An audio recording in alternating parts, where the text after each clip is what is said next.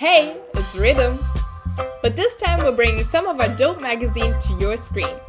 As your host, I will guide you through this unique experience. I'm Nay, and you're watching RIDDIM Chat. Your RIDDIM Chat.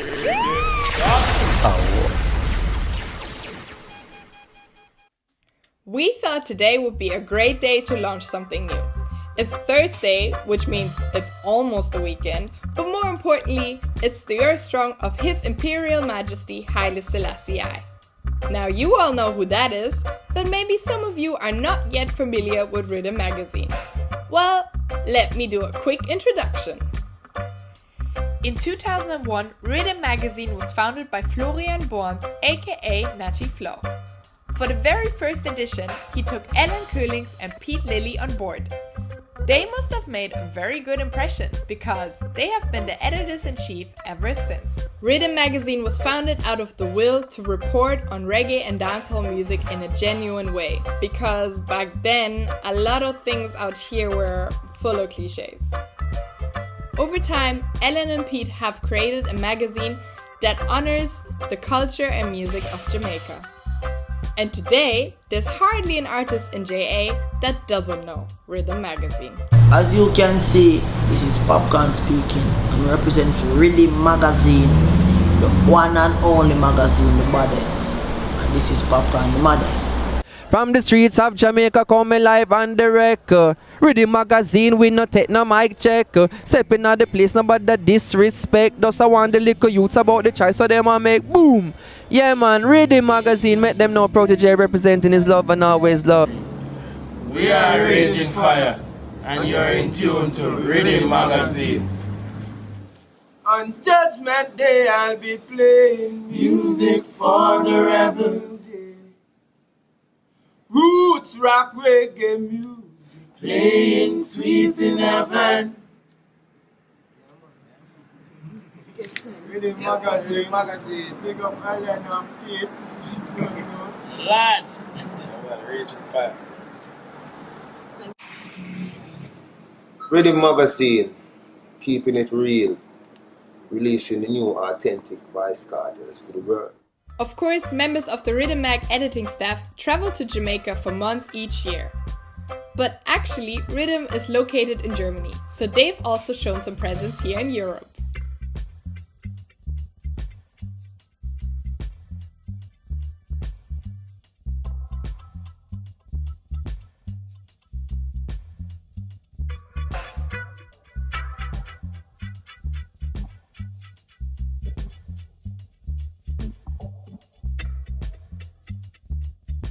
At this time, RIDDIM Magazine is only available in German. So, you German speakers know what to do. RIDDIM-Abo, 20 Euro im Jahr und noch ein nices T-Shirt drauf? Gib ihm! We also had 7 issues in English before, which were really well received. But unfortunately, we're missing some of the essentials to continue doing that. But yeah, that's how it goes when you do it for the love. So RIDDIM Mag is still here, but for the time being, not in English. But if you're rich and want to fund some quality journalism,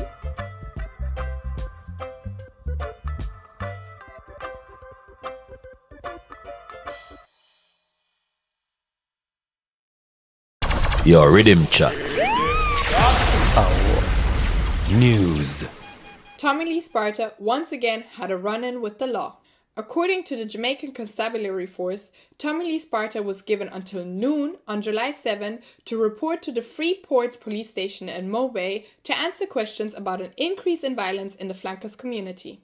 His lawyer, Ernest Smith, found a request to report to the police station in the parish of St. James, which is currently under the state of emergency, very questionable, as the artist hasn't lived there in 12 years. Subsequently, Tommy Lee Sparta was arrested under the state of emergency, which allows law enforcement to detain suspects up to 90 days without charge. According to the Jamaica Observer, the artist broke down in tears. His baby mother also told the Jamaica Star what a burden the constant arrest of Tommy Lee Sparta have been on his family. A burden that was further increased when Tommy Lee's 6-year-old daughter was shot and injured during a gunman attack in Flankers earlier this year. Since his arrest, Tommy Lee Sparta has been grilled 6 times by the police before being rushed off to the hospital after experiencing heavy nausea and vomiting. He was discharged after his treatments a couple of days later, but remains under police custody. On Instagram, many of his followers are sharing the plea to free the artist under the hashtag #FreeTommyLeeSparta. More disturbing news from Mobay. On June 28th, dancehall artist Rygin, who hails from the so-called Second City, got shot in Betheltown, Westmoreland, after leaving a funeral. It is said that his party was traveling in 3 different cars, of which one collided with the other, causing a tire to blow. While the tire was being changed, a man arrived and opened fire on Rygin, his girlfriend and his manager. The car is said to have been sprayed with bullets. Rygin, his girlfriend and his manager were rushed to hospital, where his girlfriend was pronounced dead. The artist was said to be in critical condition. Rygin, born Matthew Smith, first created a buzz in 2018 with tunes like How Me Grow, Tough, Learn, and Things Go Change. He put trap dancehall as well as his hometown on the musical map. But hype usually doesn't last long. When the 6 crew, also from Mobay, entered the picture, things became a little bit more quiet around Rygin. Nevertheless, in the last months, he had a good run with tunes like Vision, Me, Myself and I, and Eruption. As it often is the case with topics like these, there are more versions than facts about the reason for the shooting. Rygin and his people could have been at the wrong place at the wrong time. Or Rygin could have been the victim of envy aroused by his success. However, the brutality of the attack may hint at a more serious reason. In Jamaica, artists generally enjoy a lot of respect and are therefore not touched. And Rygin is a very well respected artist who's in the limelight, has a lot of fans and probably feeds a lot of people. Also, the fact that unknown men visited him in the hospital may hint at something more serious. The latter caused his team to have him change hospitals twice. Right now, the artist is in a secret medical facility. Therefore, it cannot be ruled out that the shooting was a planned assault. A spokesperson of the police said that it could be gang-related and linked to a conflict between 2 gangs in Norwood, where Rygin lives. Meanwhile, the artist had a successful surgery and is said to be in a stable condition. We wish him a speedy recovery. After 54 years, the Jamaican Festival Song competition goes global. The musical highlight of the Jamaican Independence Festival, which celebrates the identity and culture of Jamaica, has been held since 1966. The first winners were actually the Maytals with their hit Bam Bam, followed by the likes of Desmond Dekker, Eric Donaldson, who won 7 times, Hopton Lewis, or Stanley Beckford before they became the legends that we know them as today. The competition aims to identify a new and original song that reflects the spirit of the Jamaican people. In later years, the winners may not have been as known. So the competition served more as a platform for aspiring artists and producers and never got much of international attention. Thanks to the Minister of Culture, Olivia Babsy Grange, this is to change now. Among the 10 2020 finalists are reggae icons such as Buju Banton, Freddie McGregor, and Toots and the Maytals, who are aiming for the 4th win. The finalists further include dancehall veteran Papa Michigan, the Crooners of Lust, Rising Star winner Sugar, former festival winner Nazelman, the upcoming DJs Extra Big and Radix OD, and last but not least, the stage actress Sakina. And for the first time, the winner will not be chosen by a jury, but by the people. So you can text your favorite to the Jamaican Diaspora Task Force Action Network. The phone numbers you can find on the jdtan.com. The vote is open until July 26th. Who's your favorite? Tell us in the comments below. With festivals cancelled and clubs being closed everywhere, it's been a hard time for the lovers of live music. Everybody and their grandma took to the internet. But let's be honest, not everybody's selector's living room live stream could fill the gap. Now, Reggae Sumfest, one of the biggest live events in Jamaica, is coming to the rescue. The Montego Bay Festival teamed up with the US streaming service Pandora and Facebook to give us a taste of Sumfest. The highlight will be 2 nights of live music with some of Jamaica's biggest names. Dancehall Night on Friday, July 24th, will present performances by Chronic Law, Daddy One, Ding Dong, TJ, Shensia, Conscience, Agent Sasko, and others. Saturday night will be Reggae Night featuring Egyptian, Freddie McGregor, Taurus Riley, Maxi Priest, Coffee, and many more. Showtime is 9 p.m. Eastern Time. That is 2 a.m. Central European Time.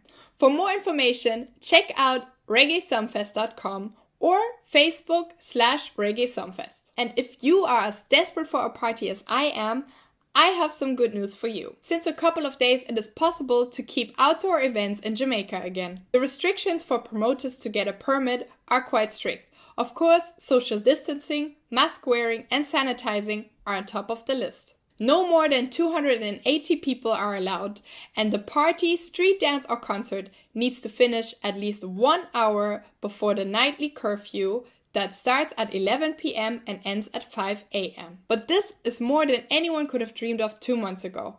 And in a way, you get to party and still have an early night so you can enjoy the beautiful nature during the day. Now the question is how to get to Jamaica. There are a few things that you need to know before boarding a plane. Visitors to Jamaica will need a travel authorization. This you can apply for at visitjamaica.com. Upon arrival, you are requested to undergo a health screening and a risk assessment. This means that your temperature will be taken, you will be checked for symptoms, and you may have an interview with a health official. If a COVID-19 test turns out positive, you will be placed in mandatory isolation. Travelers from Arizona, Florida, New York, and Texas, however, will be required to upload a negative COVID-19 test before travel. Getting there is also a bit tricky. Right now, coming from Europe, you will have to fly over Canada or the US. Direct flights from London have been scheduled from the beginning of August. Direct flights from continental Europe are set to recommence in October. There's so much good new music out there, and I wish I could show you all of it, but that would take ages. So here are some of our favorites. Protégé, Same So. Many fans of the Grammy-nominated artist have been patiently waiting for new music, and now it's here.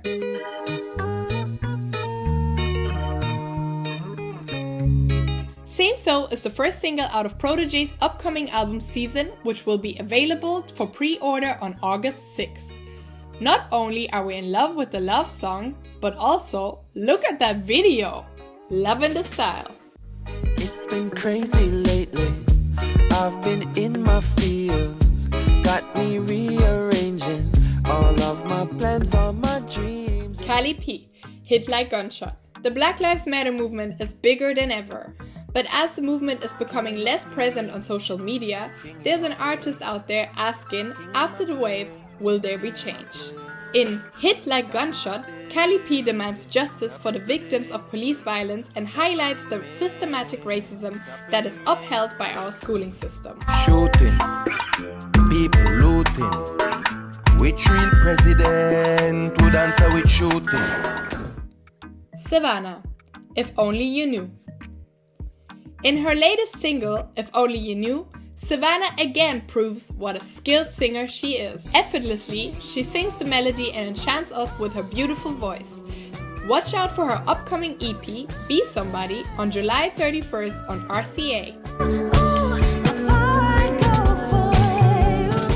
Massacre, Just a Minute. Massacre has been a source of hits in the dancehall, and Just a Minute is proof of that. The horns in the songs and the video catch your attention immediately. The mixture of marching band and dancehall slackness makes an unusual but perfect match. Jugglers featuring Nyla and Charlie Black, Hard and Done. When you hear Hard and Done, you're gonna want to dance. The German producer team Jugglers, who made big waves with the Gage song Good Body Gal Fi Get Things, are representing a nice and easy tune for the summer. Collaborating with the dancehall artists Charlie Black and Nyla, they have created a catchy tune with a reggaeton vibe. I'ma lay it on you like a pillow. Let me show. Jamil, No Other. This one doesn't have a video yet, but maybe Jamil will give us one. But yeah, this one is one of my personal favorites. In No Other, Jamil is proclaiming his love for his girl and confirming that he wants no other than her.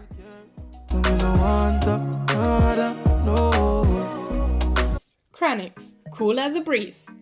This one is a feel-good tune. Yes, instant good vibes when you see that video. If you haven't seen it yet, do check it out in full. Cool as a Breeze is a heartfelt dedication to his beloved Kingston, Jamaica. Chronix made a big splash with a single Della Move and Same Prayer, pun intended, and now the follow-up definitely leaves you wanting more. The artist that graced the cover of the 100 RIDDIM issue back in March had to postpone the release of his sophomore album, Della Splash, due to Corona, and it seems we may have to wait until October to get the full serving. But with goodies like this, well, we think the wait will be absolutely worth it.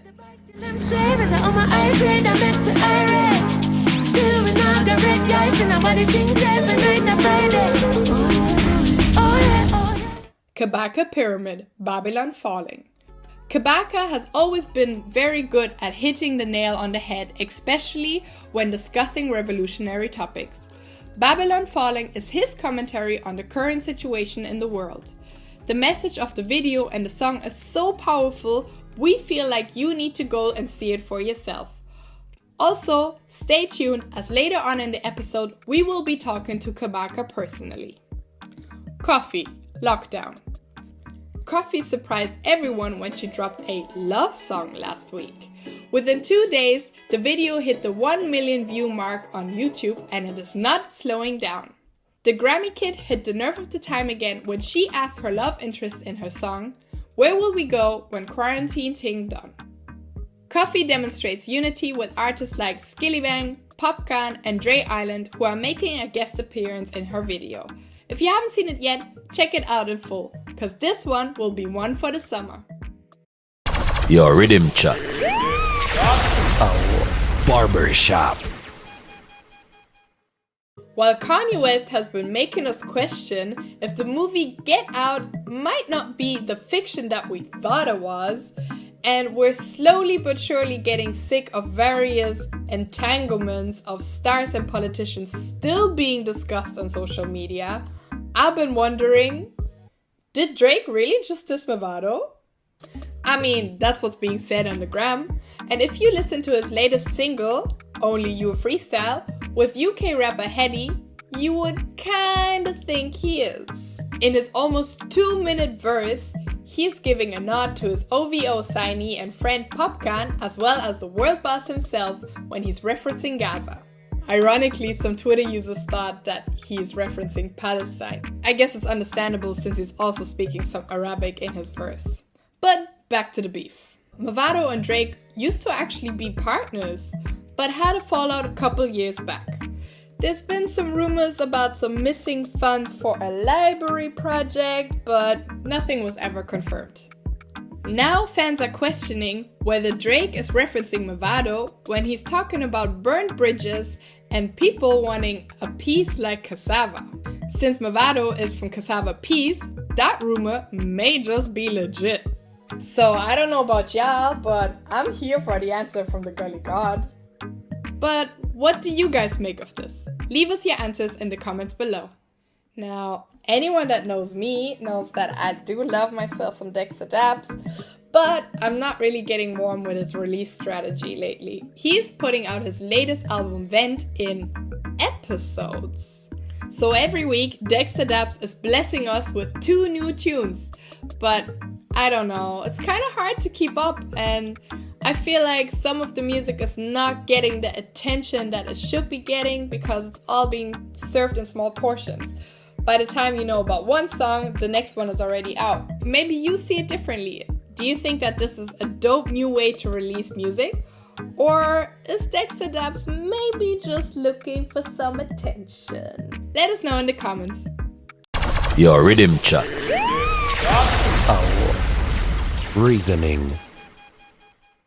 As promised, here's some real talk. Our guest to our very first RIDDIM Chat reasoning is none other than Kabaka Pyramid.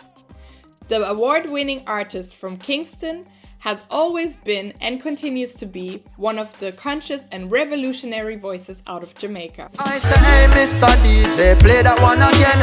Well, this a reggae music where the people them defend, and from now till the morning vibes it never end. Me love to see the uptown and get a people blend. Picking contraband, is it the master plan? Contraband, taking up the farmers' land. Contraband, how it past the border scan. Contraband, I end up in your data and contraband. Welcome, Kabaka Pyramid, to our very first RIDDIM Chat reasoning. We appreciate so much that you take out the time to talk to us on this very important topic of police brutality. Thank you for being here. In Jamaica, some people say that they are as afraid of the police as they are of gangsters. Given the high rate of fatal police shootings, that fear may be justified, but how do you feel about the Jamaican police? Yeah, I mean, the whole police situation in Jamaica, I guess it's different depending where you find yourself in society. You know, like, I guess it depends on your lifestyle as well. Like, I remember when I was young and, you know, young man smoking herb and, you know, driving around with herb when it was still illegal. You definitely, you know, had a fear of the police and thing. But I guess, like, the main thing, how I always have it in Jamaica, is like, if you have a gun on you and you can't identify yourself, then anything can happen if the police stop you. You know, and then basically trained to just do whatever they feel like doing in that situation. So it's like, you know, obviously people in society who in that world and in that kind of environment definitely would have that fear of police. But the typical citizen, I mean, you know, there's police corruption, there is like, you know, a police might want a thing from you or something instead of giving you a ticket or something like, you know, things like that will happen. But, you know, there's definitely a high crime rate generally, like especially in the inner city, in the ghetto areas and thing. And it you know, it's spread. It's starting to spread more and more into, you know, regular society, like people just getting killed in the middle of halfway tree and in Barbershop, you know, people getting robbed in traffic and things like that. Them is things I never used to hear about as a little youth growing up, you know. So yeah, it's definitely an evolving society, and the crime is a serious problem. Yeah, I mean, police brutality is not just a Jamaican problem. Of course, it manifests everywhere. When George Floyd was murdered in Minneapolis in May, that sparked Black Lives Matter protests all around the world. In Jamaica, people protested as well. Since you were there, how did you experience that? Yeah, it was very interesting. I'm very glad that we gathered to take some action and support our brothers and sisters in the States and affected around the world. There's a lot of interesting things around this thing, though. It's like, I know we're living in a time where there are lots of conspiracy theories and everybody is sending videos around and a lot of information is going on. But I really found it interesting that, and as I said, this is just things that I'm seeing on my social media, that a few days or maybe a day after George Floyd was killed in the US, like you see a similar image of a police with his knee in a black man's neck in Madrid, and then in Paris, and then in other places in Europe, like within the same week. Now, it really makes you wonder, like, what is really happening at the core, if this thing is being staged to provoke a reaction, and then people are saying that it's politically, you know, aligned, and that the leftists are trying to get, you know, black votes and all of these kind of things. So it's really crazy. And the first post that I actually made about it was questioning the whole George Floyd killing, because it seemed very random to me and very strange how they would just have the knee on this guy's neck for minutes, and then you're seeing some other videos coming out that showing other angles where you don't see anybody with a camera that was at the original angle. So how was somebody filming there, and then on this angle nobody was? So it's like, it was so strange. And then you're seeing things like, like the police might have been an actor in an actual TV show and things like that. So it really makes me wonder, like, you know, I cannot declare any facts on these things, but it makes you wonder if because you know, growing up as a Rasta youth, we learn to question everything that we see on TV, because we know that there's a lot of manipulation through the media going on, and there's a lot of programming to the news, through TV shows, through movies, and all of these kind of things. And it's like we really have to be very careful. You know, you're hearing that the Clintons and the Soros are heavily invested in the Black Lives Matter movement, and then there's all kind of controversy surrounding those people. So it's just a very strange situation. You know, I do believe that the action that is being taken by individual people is good, and I encourage it. I encourage protesting.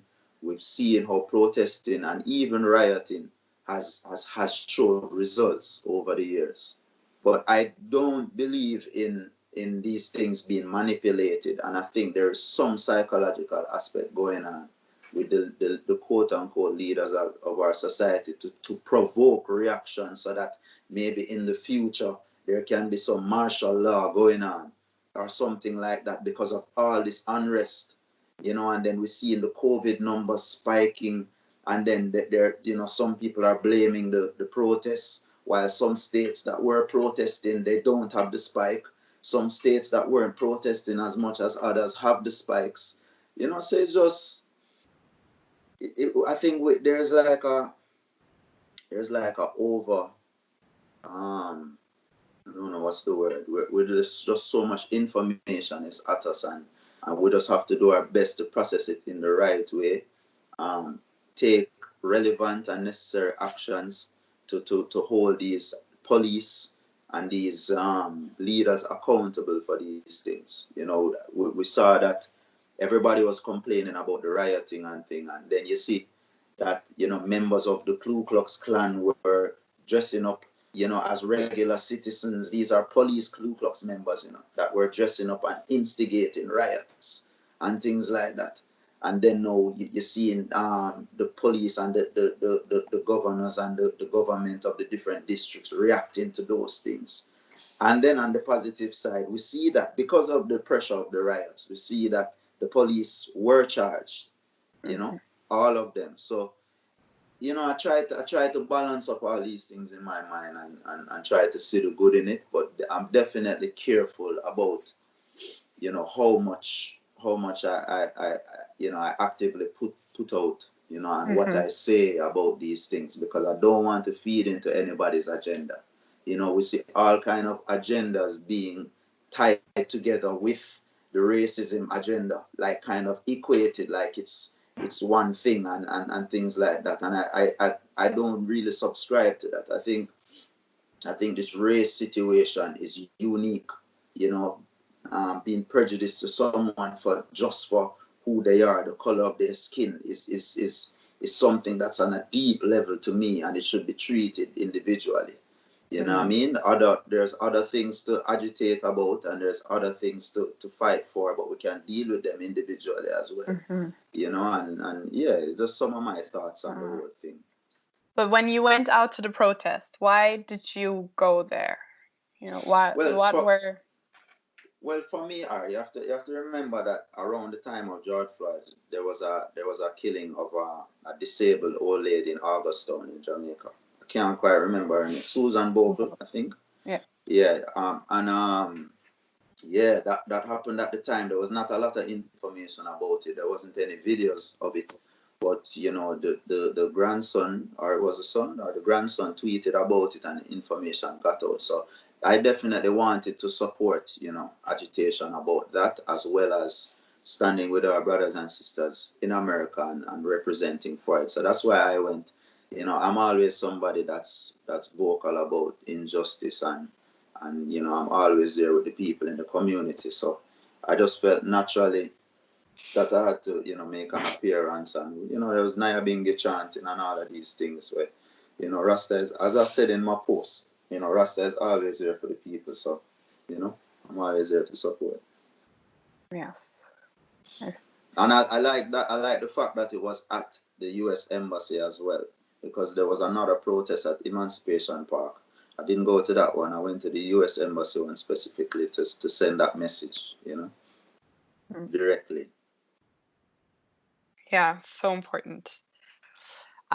People worldwide are addressing racism right now. You've already said something towards it, but I feel, like in Jamaica, the population is predominantly black. So colorism and classism, which you've already addressed a little bit earlier, they seem to be more prevalent in Jamaica. Maybe you can tell us how colorism and classism manifest, within Jamaica. Yeah. I think that colorism and classism is really just stemming from racism. It's just kind of byproducts, like how it manifests in a majority black society. But it's coming from the same root, because the same people who are of a lighter complexion are still, mixed descendants from colonial slave masters for the most part, or people who, you know, migrated to Jamaica from other countries and things, who were in positions of wealth and power. So it really comes down to feeling superior, and things like that's, at the core of racism, feeling superior, whether it's because of the purity of your race, which has a color aspect to it, and the same thing is manifested in Jamaica. So you look at all of the businesses in Jamaica, the top businesses, if you look at the CEOs, the board of directors, you just see majority, you go in the boardroom and it's majority light-skinned people, in a lot of the businesses, to my knowledge, darker skinned people are becoming more prominent, in positions of power.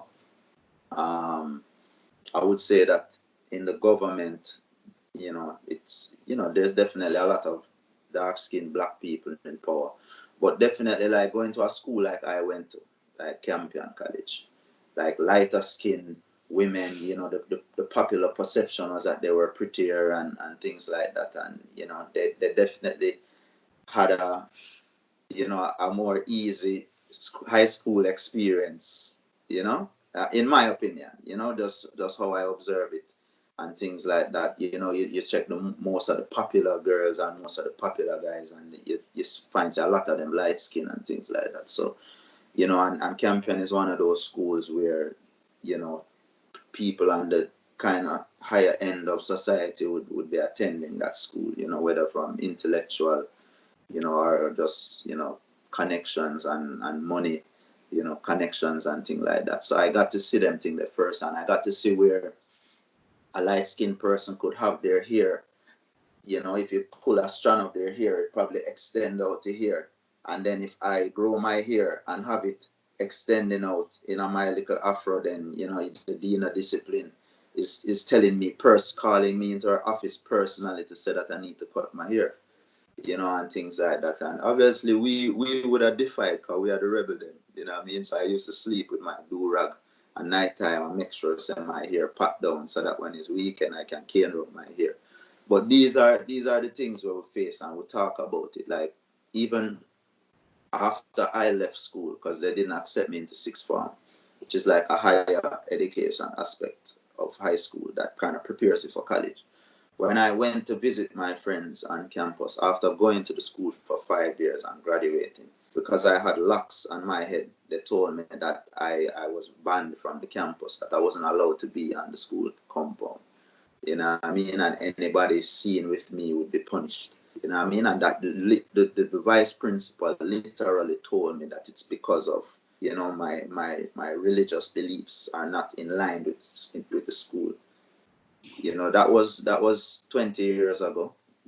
Things have changed slightly since then. So, things are improving gradually.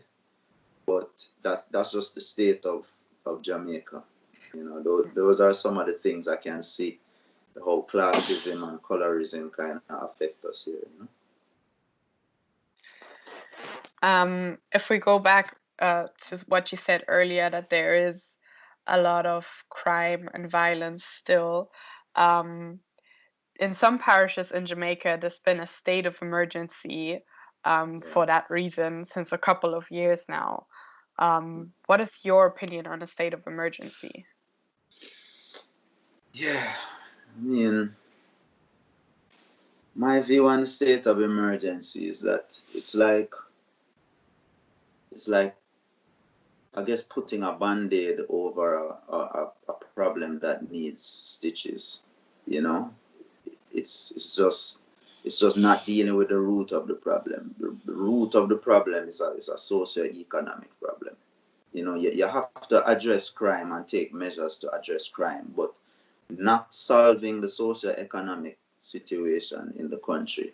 You know, kids growing up without opportunities to enter into the job market, you know, based on a lack of proper education, you know, not feeling themselves worthy of roles in society and things like that. Them are going to revert to scamming and violence and all of these things, you know, and then because of the prevalence of that, because of how easy it is to access guns, which our government is not doing a good enough job, you know, in many cases is we find out says the government allowing for these criminals to have guns in the first place, providing dons and community leaders with money and things like that, you know, and different artists getting successful and providing youth with guns and all of these things. This kind of danship mentality in Jamaica is very prevalent, and you know, it's an issue, you know, and the state of emergency, that is like, you're just trying to contain the problem, but are you getting to the root of it? That is always my issue.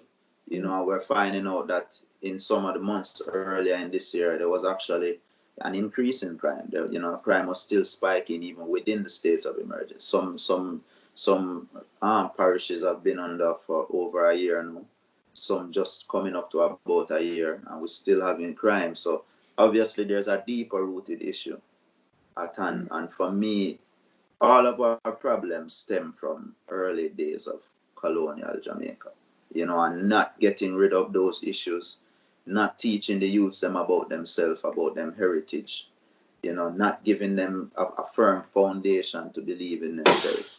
That is at the root of the problems. And then, you know, insufficient education, you know, not paying the teachers enough, all of these kind of issues just, you know, it just provides this negative loop and this spiral that just churns out criminal activity.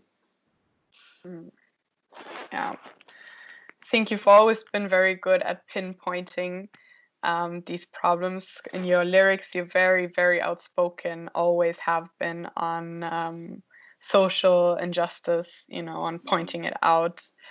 How do you think that music can bring about change? Well, I always say that music brought about change in my life, so I know it can do that for others, you know, and I think music affects people on an individual level, and you know, that obviously in effect has a collective, you know, impact. But I just think that music is the medium for awareness. For music is the way how a lot of people get their information, get their news, get their perspective and things, because you have a lot of good songwriters who are able to put things in perspective that make you really think about what's happening in society. And that is what changed my whole view of life and brought me to Rastafari and brought me to my purpose within doing that same thing, you know, through music for others. So I definitely feel it has that impact. You know, a lot of the most influential people in Jamaica are in the music industry, you know, and you know, a lot of them, in my opinion, not really using them influence for enough good. You know, a lot of them kind of influencing people to just, you know, play along with society and play along with the typical modes of just being hype and being viral and things like that, where, you know, if they were to, you know, even you have to big up man like Bounty Killer for having his foundations and donating to different charities and providing food for people. As a Bugle, having him feeding thing, I think it's every Christmas. You know, you see Shaggy doing things for the children's hospital. These are some of the things that artists are able to do with their influence and with their power. Even Chronic Savage carrying on the Rastafari Foundation, doing work in Spanish Town. So these are the kind of things, and I think the individual songs have a power within them transform the minds of people. So yeah, there's a lot more that can be done, but big up to the ones who are definitely on the right track. Right. Well, thank you so much. Thank you so much. Yeah, and I want you to know that you are one of those people that do inspire, and we're really grateful to have your music. That. Yeah, man, give thanks, man. Give thanks. It's a lot of work to be done. I'm glad to have the platform to do it. And, because one thing to have all these thoughts in your head and not have anybody to share them with, so it's good. And, big up for even setting up this platform. Big up Ellen and Pete and the whole RIDDIM team. And I hope it does very well and just expands the voice of the people. Thank you so much. Yeah, man. Blessings. Well, that's it. Our very first episode of RIDDIM Chat. Thank you so much for tuning in, and let us know what you thought about it in the comments. Don't forget to hit that subscribe button, and see you next time. Your RIDDIM Chat. Oh,